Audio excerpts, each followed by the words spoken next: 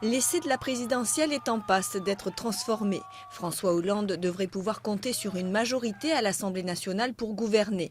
Sur fond d'abstention record, plus de 42%, l'ensemble de la gauche, Parti socialiste, Europe Écologie Les Verts et Front de gauche, totaliserait plus de 46% des voix, contre près de 34% pour l'UMP et ses alliés. Le Front national, qui recueille 14% des voix, pourrait compter entre 0 et 3 députés à l'Assemblée.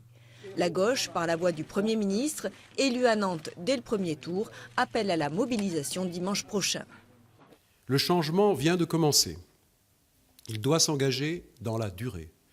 J'appelle les Françaises et les Français à se mobiliser dimanche 17 juin pour donner au président de la République une majorité large, solide et cohérente.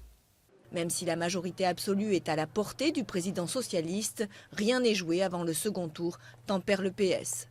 À l'UMP, qui obtiendrait entre 210 et 270 sièges, on minimise le score de la gauche. Nous sommes très loin de la vague socialiste annoncée, bien au contraire. Le fait que l'UMP ait, d'après les premières estimations, un score supérieur à celui du Parti socialiste en dit long sur ce que pensent les Français.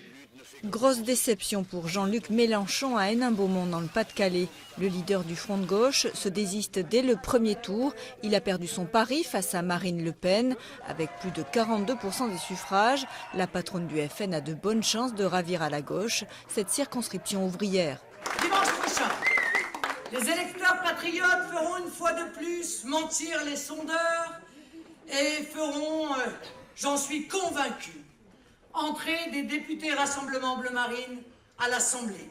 Si cela se confirmait, le FN reviendrait dans l'hémicycle après 15 ans d'absence. Le grand perdant pourrait être François Bayrou. Le patron du Modem est largement distancé dans une triangulaire PS, Modem, UMP et risque de perdre son unique mandat national.